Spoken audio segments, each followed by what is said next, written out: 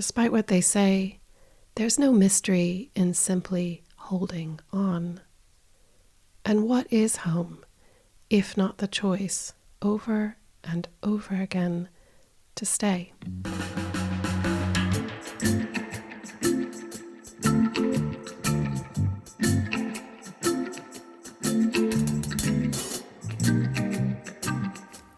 This is Writer's Mosaic in Conversation. Director of Writer's Mosaic, Colin Grant, travels to Scotland to talk to Marjorie Lotfi about her poetry and her memoir in progress.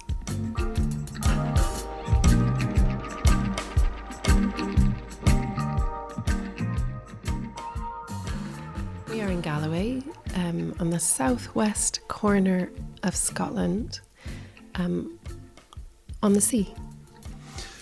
On a farm? Yeah, we're on a farm that makes up a big part of the Galloway House estate and runs right onto the sea along sort of a couple of miles of border of the sea in this part of the world. A good place for a writer to write or not? It's a remarkable place for a writer to write. There's a stillness here that really matters, I think, to writers.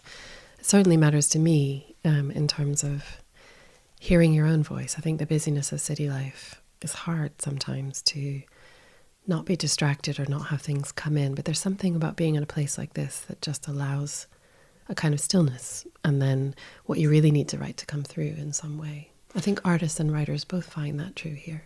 And at this moment, what are you writing and how is that afforded by being here? I'm in the middle of writing a memoir, which is a few stories. It's my own story of arriving in Ohio. That's where the story started originally. I wanted to write about arrivals.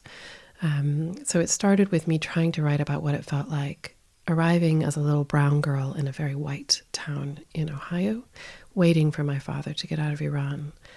And I've then gone back and written the Iran part too. Having written many poems about it, I was told I should write it into the memoir because people who read poetry don't often read prose and the other way around, which I'm still not sure is true, but I've written that part as well. And then it winds in my father's story of arriving in the US as an economic migrant in the early 60s. I'm interested in in those stories about what arrival means and what it looks like. So to answer your question, being here really helps because, again, I let go of all the sounds and noises and family and anything else. It's so very different from the thing I'm writing about. It almost allows me to go back in time and imagine what it would have been like to be a child in those places and to hear those voices come through in a way. When I was reading your poems this morning, I was thinking them as memoir and I was thinking them as poetry as memoir, and whether you needed to write a memoir, whether you'd written a memoir through your poems. Does that ever strike you?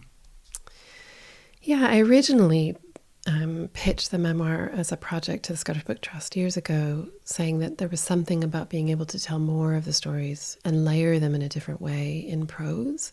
And so I just wanted to try my hand at what that would look like. And so far, I'm cheating because the memoir is very short little pieces, the longest of which is maybe 1,500 words. And they are kind of prose poems. It doesn't have the same narrative arc that a lot of memoirs, I think, do. They're almost like little prose poems, but there's so many of them. And I wanted a reader to be able to dip in and out and move around in time.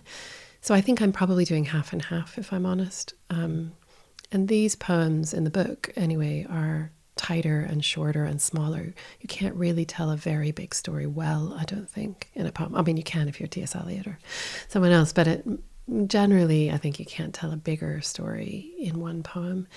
And largely, I think, at least in my work, the smaller the story, the more successful the poem.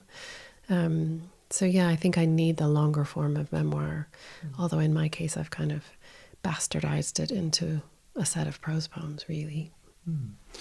We'll get into the detail of that a bit later, but can we begin by asking you about how you've arisen as a poet? Because you've written a lot about childhood in your poems, and I'm just wondering when that notion of being able to write arrived for you. I think I always wrote, even as a child. I had little notebooks that I would make up and carry around. Interestingly, back then I was never sure my words were good enough for the notebooks I was making. So I still have a fair number of little blank notebooks that I made. But yeah, I was always writing as a child and scribbling things and getting rid of them because I was never confident enough that my words were good enough. And then I wrote a lot through high school and then at university. I did enough of an English degree to have a double major in English because I took all the creative writing as well as the English. And then a few years of law burned that right out of me. And no one has time to practice corporate law in New York and write poems, or certainly not the right mindset. So I think I came back to it when my youngest child went to nursery school. I thought, I've got a few hours a day that I could really make my own. And so started writing properly then, I would say, really having a proper go at shaping things. And do you remember that time? How did you get back into it? Were those sort of first steps back to writing? I've always been an avid reader and particularly an avid reader of poetry. So even when I wasn't writing poetry or anything, I was in New York going to the 92nd Street Y and hearing, Merwin and Adrian Rich and all the poets I loved read. So I kept up with that side of things. And then in the UK, the Scottish scene is terrific. So there were always opportunities to go along and hear other people. And I think I just dug out a bit of old work and thought, oh, this isn't what I'd write now, as we probably all do when we look at things from years ago. Yeah. And then just started putting pen to paper. I think I started writing about my children to begin with, my own children, and then unlocked the very big box of Iran, started dipping into that, and I haven't stopped really since I unlocked that particular box. So it was scary. I think it was terrifying. And I know lots of women like that our friends had the same experience of almost losing their confidence over those years of child rearing, because you're so engaged in the very visceral day-to-day that it's hard to think of yourself as anything other than a giver if you are a full-time parent, and in my case for 4 children. So I think it takes a long time. We're slower, I think, to come back to things because it takes as much time to get into the work as to build your confidence that it's worth doing. But you're not given to the children, but you're given to the reader, aren't you? Just now?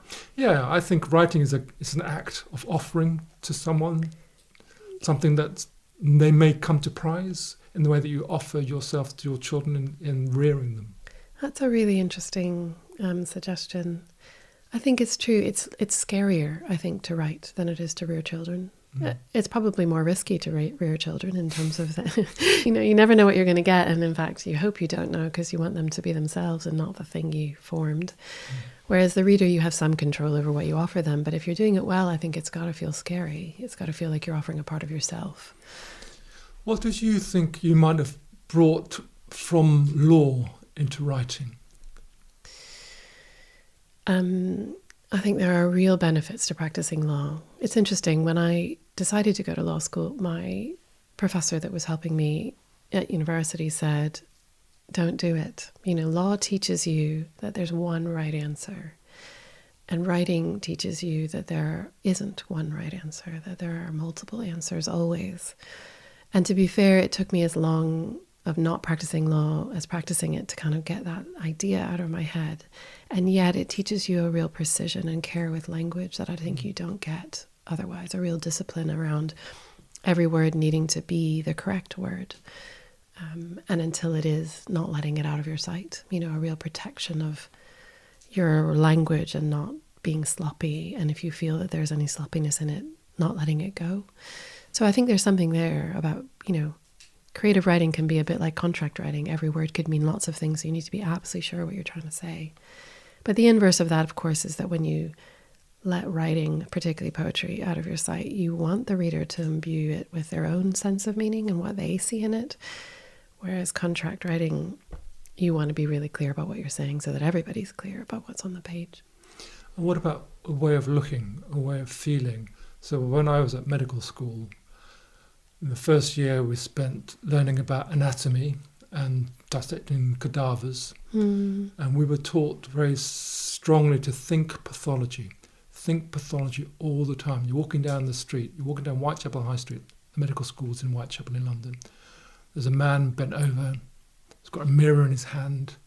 half his nose is missing. What's that? Oh, that's tertiary syphilis. Walking down Brick Lane, a woman hocks into the pavement, there's blood in the sputum. What's that? Oh, that's tuberculosis. So we were taught to think of people as walking pathology. That's interesting. And it took a while for me to divest myself of that notion. That's what people were, that they were that, and not necessarily, candidates for compassion.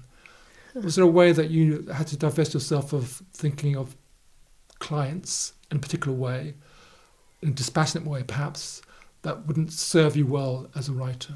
Yeah, I think, particularly the American legal system is completely results driven. And so it teaches you to be risk averse. Apart from anything else in your personal life, you see risk everywhere, and the possibilities of risk, particularly in a litigious society. So there is that. And Britain is going that way, although we're not there yet, thank goodness. So there is a sort of sense of risk, I think, and seeing the outcome and foreseeing the outcome that's sort of slightly dangerous, I think, for a writer. But also that constant looking at the bigger picture rather than looking at the detail. And I think often, particularly in poetry, it's the details that anchor work. And so you just don't notice. You're too busy as a lawyer thinking, where's this going? What are the possible outcomes here? And how do I manage those or direct them? Whereas I think it's the inverse idea in poetry. You want to present enough, or at least I want to present enough detail that anchors the reader so they know where they are, but gives them all the opportunities for taking it onwards. So yeah, I think I definitely had to stop thinking in some ways as a lawyer. But also, if I'm frank, New York corporate law is about money. It's about stock markets. It's about big companies. And the reason I got out of it was because I didn't care about any of those things. I mean, obviously, I'd like to have enough money to eat and fly home to see my parents. But apart from that, I wasn't really interested in the Gucci handbags and I remember, and anything else really that came with it. I remember thinking one day, if I woke up tomorrow and all of the stock markets in the world had been hacked and crashed overnight, I wouldn't care. I'm in the wrong field, so I was doing certainly the wrong kind of law. But it was really exciting and interesting just to be doing the things I was doing at 20. So I stuck with it, but for not for very long. Your parents wanted to turn you into Americans. Did they succeed? I think they did. I think they wanted to protect us. So I spent many years being angry with them or cross that they had done that to us and taken away our language, because for us it was really our first language, Farsi, and a lot of the culture. And by the time they were willing to bring it back when we were teenagers, we had, Iranian dinner parties and backgammon parties and things. It was too late, we'd lost it. They wanted us to go to Farsi school on Saturdays, but not until we were about 12 or 13, at which point we'd lost it. But now as a parent, I recognize that instinct to protect a child. And so I can see why they did it. And I think it's for us to reclaim it. So I think they did succeed in as much as they could. But the truth is, people see what they want to see. So most Americans will ask about my heritage or where I'm from or where I'm really from. Those questions we all know very well. And I get them a lot in Britain because I sound like American, but I look like something else. And so I get that question a lot. But so I think they tried and they did their best. Whether they succeeded from the outside, I'm not sure. But they gave us everything they could to become the American dream. They worked hard and paid for everything and supported us to do as much education as we wanted. And they gave us everything they could and tried. I'm not sure they succeeded entirely, because the truth is we're not in control of how people see us. So when I was reading your poems, bizarrely I started to think about Rear Window. I don't know if you know that film, a Hitchcock film. And Grace Kelly comes along and is going to spend some time with James Stewart, who's this photographer. And she comes along to spend the weekend. She brings a little vanity case with her. I was reading your poems thinking, bloody hell, there's a huge trunk here that you would have brought if you were the Grace Kelly. You wouldn't have brought a vanity case. And the huge trunk is full of the trauma, the memories, the huge rupture of the Iranian Revolution, isn't it? So can you read from your collection The Wrong Person to Ask, which gives some indication of the importance of Iran and that time in your writing? Yeah, so these are two poems that go together. I wrote them, the first when the nuclear deal was signed with America, and people kept asking me what I thought about it. When you say the nuclear deal was signed, what it was the deal? Iran nuclear deal that was signed, and it controlled, I think, some of the nuclear developments in Iran for aid and other things. And then the second poem was written the morning that it was announced that Trump was rescinding the deal. And again, people are asking me what I thought. So I wrote them largely because I never know what to say when people ask me what I think when Iran's in the news, because of course it's so personal. And politics everywhere is complicated, but for me, it's really an answer of sorts, which is that I don't really have an answer. So the first one leads into the second one, but they're written a year apart. The first one's called On Seeing Iran in the News, I Want to Say. On seeing Iran in the news, I want to say my grandmother was called Nasreen, that she died 2 years ago in Tabriz, and I couldn't go to say goodbye, that she knew nothing of power, nuclear or otherwise. I want to say that the bonfires for Chahar Shambe Suri were built by our neighbors' hands. As children, we were taught to jump over and not be caught by the flames. I want to say my cousin Elnaz, the one born after I left, has a son and 2 degrees in chemistry and had trouble getting a job.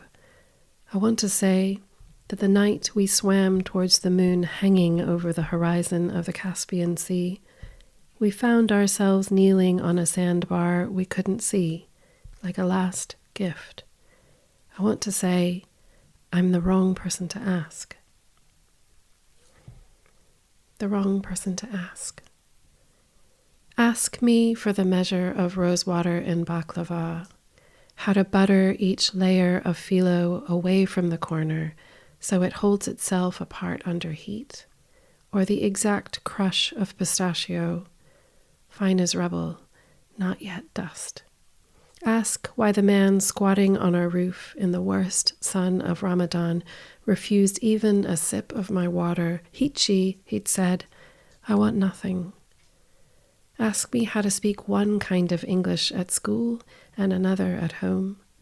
Ask about the cherry tree at the bottom of the garden, and the only time I remember it in fruit, my father smiling, pulling me from the cleft of its branches in darkness. Ask about the bars on my bedroom window. Ask me how many sugar cubes I could slip into my chai before Mama Bazorg noticed. 4. Ask me how to ta'aruf, to say no when you mean yes. Ask about the army of ants, daytimes, and cockroaches, nights, how they fly into dreams. Ask how the grandfather clock of a samovar, its bubble and hiss, marks out time in the house. Ask about Amme, her arms around my skinny frame, or how I can have forgotten Farsi and the sound of her voice bidding me each night to let the day go. Thank you, Marjorie. I love your poems, I must say. I was very moved by them and reading them over these last few days and weeks, and touched by the senses that you draw on. And as a reader, you get a sense of taste, touch, smell, sound. All those things are evoked very strongly. But you're very visual as well. And one question I wanted to ask you is about the importance of photographs as a kind of source for your poems. There's a few poems that seem to have been inspired by photographs. What's going on there? Yeah, I think I see photographs and then I think I should write something about them because photographs, of course, tell a story. But what I'm curious about them often is the things we don't necessarily focus on in the photographs. Mm-hmm.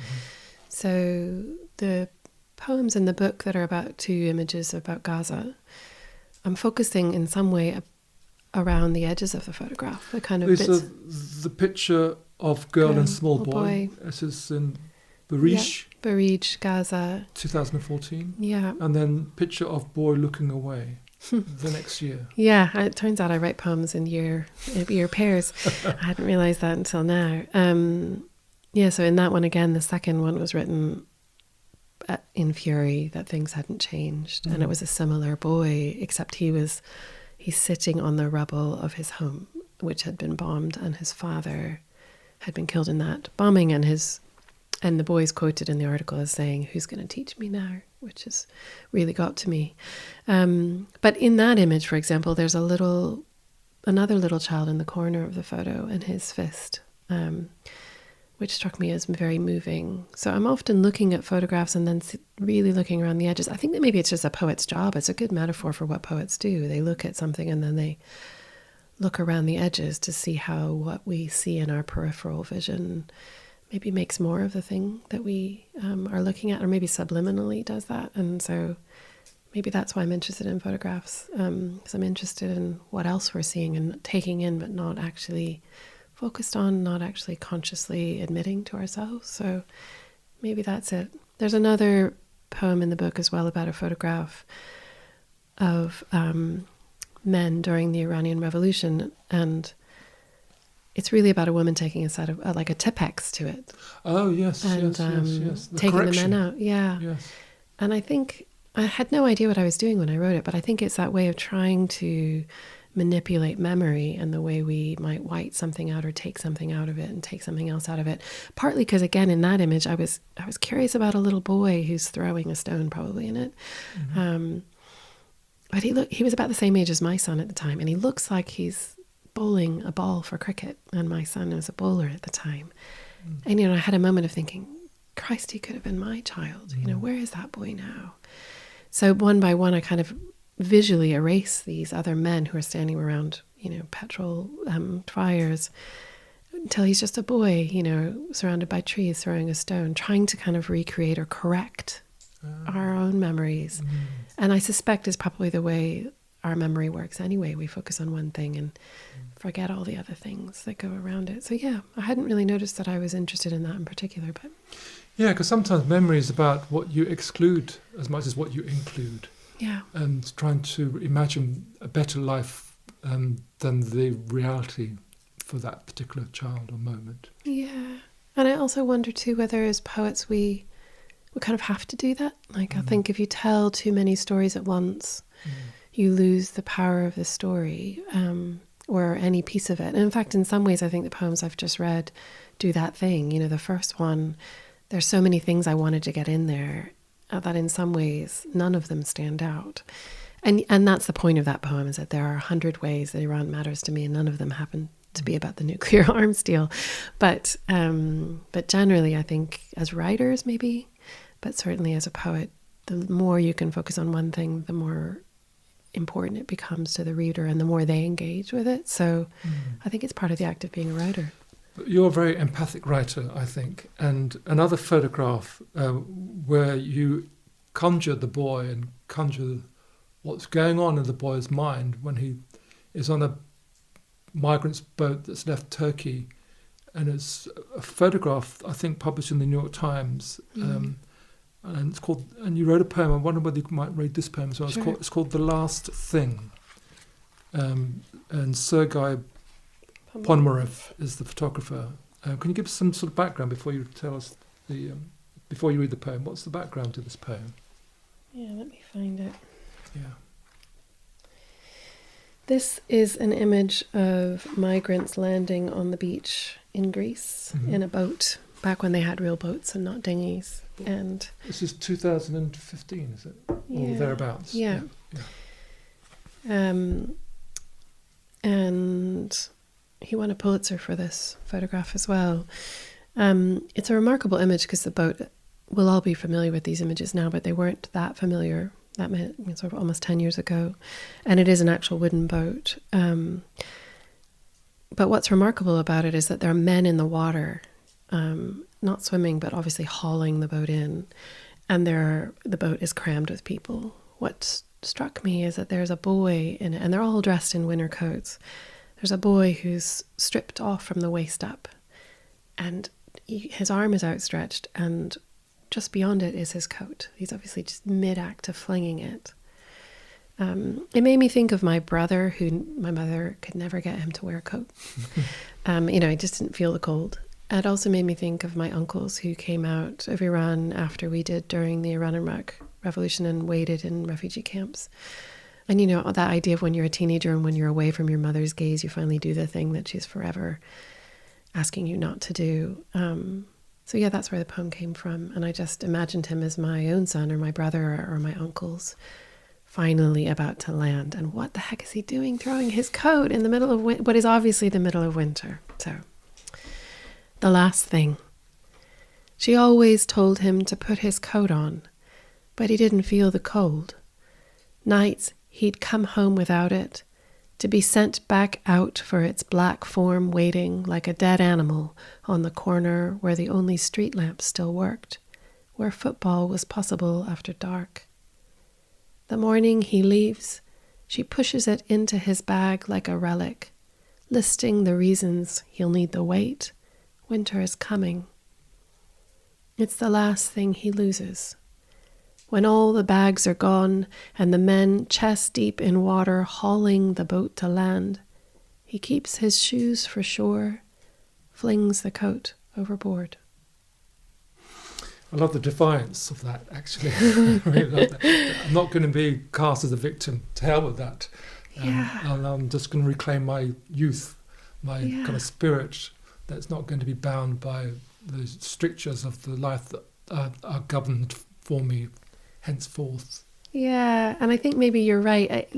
I at the time wrote it as a mum of a teenage boy, thinking, wanting to think he was so sad about the coat and the reason that he had it, that he wanted to let it go. You know, originally when I wrote the poem, it had much more in it about him not being able to bear keeping it for that reason. But actually the poem, the way it's ended up, I think is better for that sort of change, because actually it lets the reader decide why he's letting it go. So Caroline Forshare, the poet, talks about being a poet of witness. I see you as a poet of witness and protest. Do you see yourself in that way? I guess I want to say with a small w, you know, how can we witness anything except our own experiences? And I think I'm really aware that in the context of the current climate, it's really hard to trumpet that in any way, except to say I recognize what it feels like as a child in conflict, not nearly as bad as the conflicts we're seeing. So I'm always aware of that sort of caveat. But yeah, I guess I have to tell the stories of what I remember, and they're not really the political things. They're the experiences of children in displacement. And also, I guess, and the reason I'm writing the memoir is what happens after. You know, that I'm really interested in. And particularly when you've got family that's traumatized or lost or coming to terms with loss themselves, the impact that has on generations is really interesting to me. So I suppose I'm a witness, I guess, in some ways, but not really of the political happenings, but more of the impact on the day-to-day, the small things, and how that might turn you inwards, and maybe make you a writer, I don't know. Well, I was delighted when I got to the second half. I wanted some happiness for Marjorie. Relief, yeah. I thought, oh, poor Marjorie, this weight is on her, and it's great that you're writing these things. But I always want the writer to be able to look after themselves as well, and for there to be some moment when they're freed from this great burden of memory that they carry with them.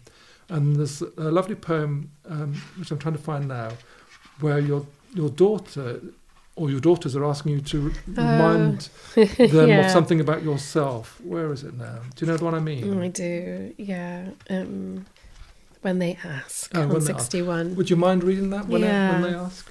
Yeah, I should say the second half of the collection is really about life in Scotland, and I'm observing kind of what it means to be parts of communities, partly, I guess, as a way of trying to become part of that community, but also I'm just curious about what makes things tick and what makes people connect. Yeah. So this little poem, was my girls saying, when was your best moment? And me trying to write it out for them.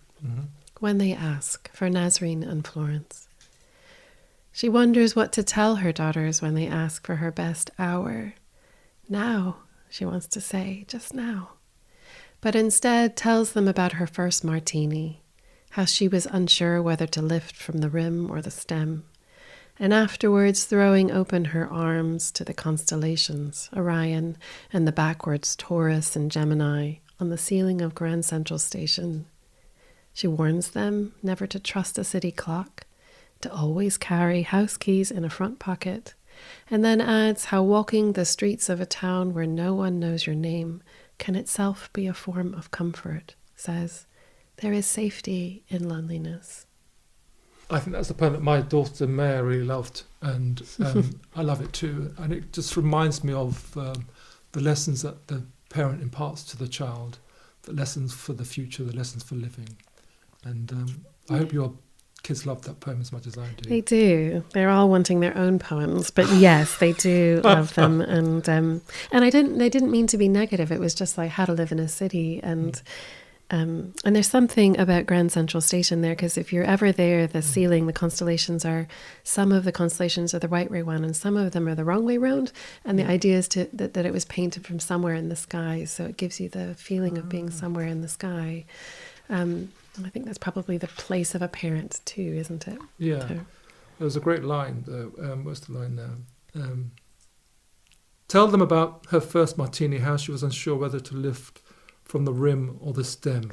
So what did you decide?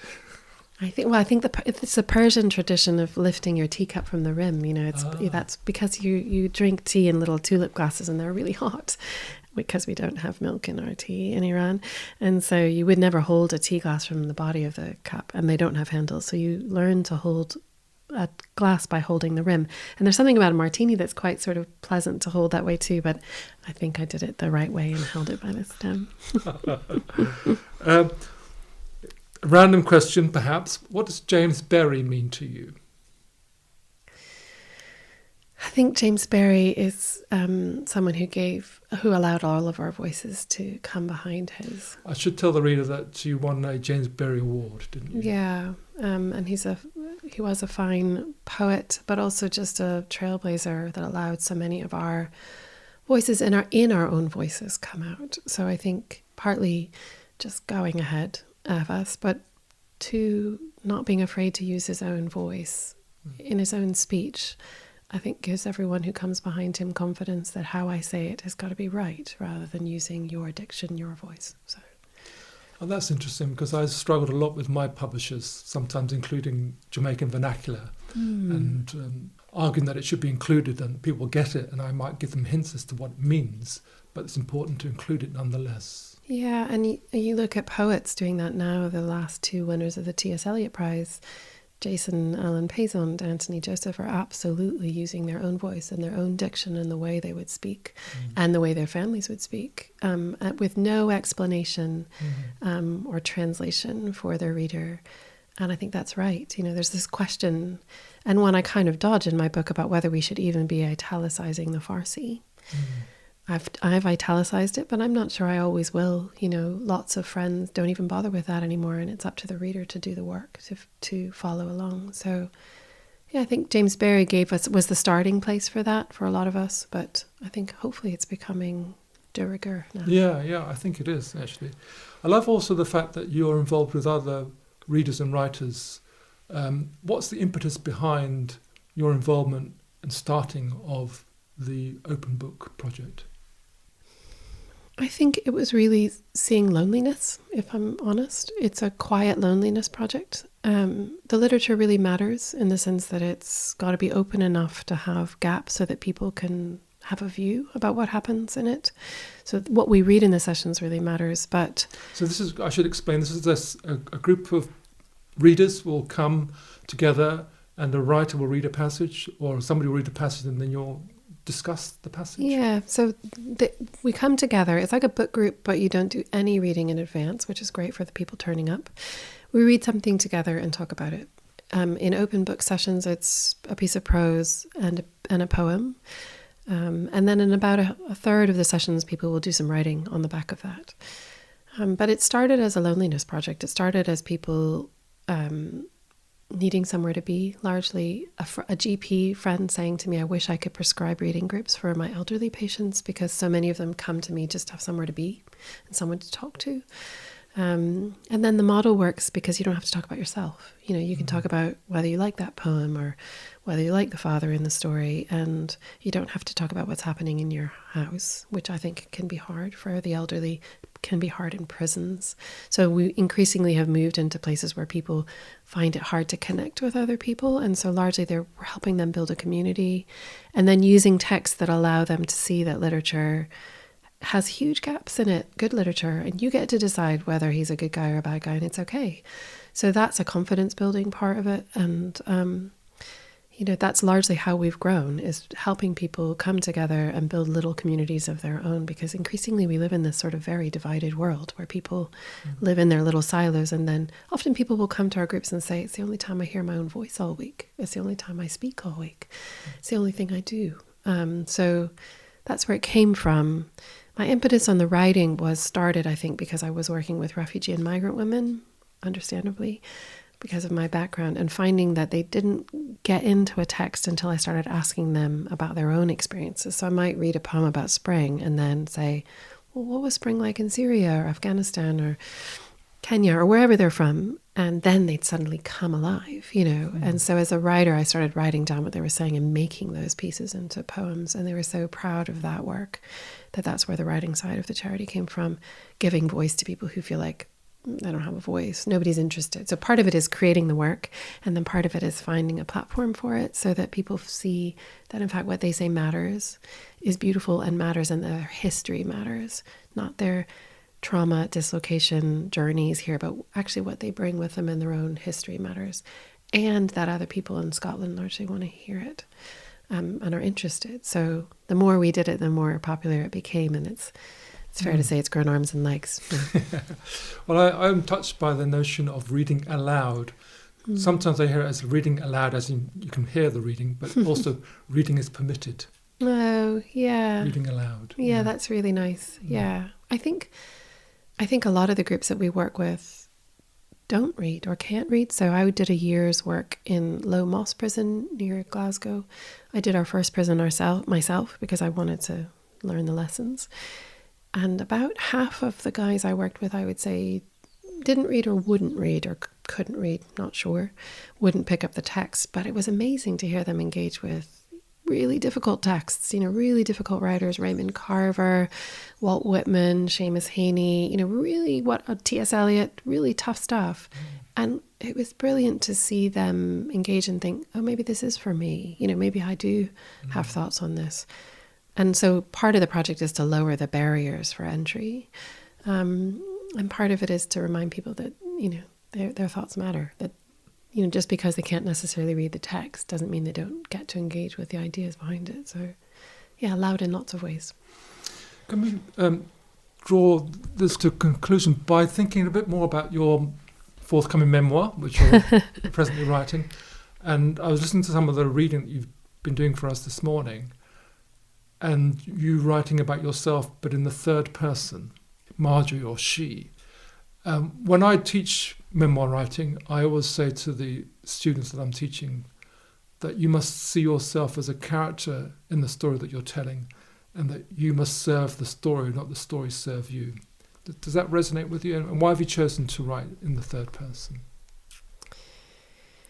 I started the memoir in first person, and I found it really difficult.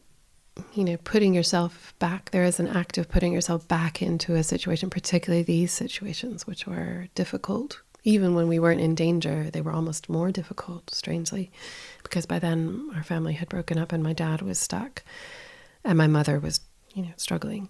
So I found both sides of the memoir really hard in the first person. But when I switched to she was a character, she wasn't me. And then I could remember what was happening or imagine what was happening around her with probably a decent amount of accuracy. So, yeah, there was a distance that I needed. But interestingly, and I was thinking about this morning, around that time, I often started thinking of myself in the third person. And I wonder if it was a trauma-based response anyway. When I would think about having to tell my parents that I'd been, what I'd been doing after school, I would often think about myself in the third person. So I wonder if there's something around going through a great rift or a great displacement or a great shift in your life that allows you to step away from yourself in a weird way and see yourself from the outside. But the memoir is so much easier in the third person, little Marjorie. And I often, when I'm looking up from writing, and my partner will say, "So how are you getting on?" I'll say, "Oh, I've got her to California," and he'll say, "You mean you, right?" yeah. But I think of her as this little person. And in some ways, writing it feels like care, like taking care of the little person that I couldn't take care of back then because I was busy living through it. So it feels nice to think of her that way, but also to be really honest about what was happening to her and the adults, what was happening to the adults around her in a way that I wouldn't have seen back then. And I that's the trick with memoir, right? Is you're writing from the third person, but you have to remember that she's a child and she wouldn't have seen all of it. So you know more now than you would have known then. So, but yeah, it feels really natural in a way that maybe shouldn't feel natural. One of the things I love about your poetry and your writing is that it resonates with me as a child of a migrant, but also it resonates with me in other reading that I've done. And sometimes I read your poems, there's a similarity, there's a kind of sense that you are writing in the same world, for instance, as Roger Robinson. I don't know if you know Roger Robinson. Yeah. And he always writes about this feeling of being in transit. Where is home? And he did a collaboration with a guy called Johnny Pitts, and they called their book Home is Not a Place, which is a line from a James Baldwin novel, I believe. Can we end with you telling us about your final poem for this collection, The Hebridean Crab Apple, why it's there, and maybe you could read from it for us. Yeah. So it's a poem ostensibly about a crabapple tree that was found on an uninhabited Hebridean island. And it was completely baffling to scientists. They'd have no idea how it got there because it's out with the sort of longitude, latitude that it should live in and survive and thrive in. It also isn't the kind of tree that's eaten by animals or birds. So they don't know how the seeds got there in the first place, but they were so delighted by it because it has incredibly pure DNA. It's been there, they think, in some form since the Ice Age. So scientists were delighted by it. I, of course, thought of families that stay, rather than the ones that move. Even in Scotland, families that stay through hardship. But also I was thinking about the families we left behind in Iran, the ones who wouldn't come out, who choose to stay. And of course, now that's true in places like Syria and Gaza and all sorts of places. So that's where the poem came from. It's about a crabapple tree, and it isn't. The Hebridean crabapple. This I understand, the instinct to cling at any cost to the place you are rooted, to see another season through, though the others seed elsewhere. Even in this sedentary act, you push the limit. Winter becomes summer, becomes winter, and you are steadfast on your crag, your outcrop. No one knows the shape of your limbs against a darkening sky. You question the need to grow against the wind. Despite what they say, there's no mystery in simply holding on. And what is home, if not the choice, over and over again, to stay? Marjorie Lotfi, thank you for welcoming me into your home and into your literary world. Thank you very much. It's been a real pleasure.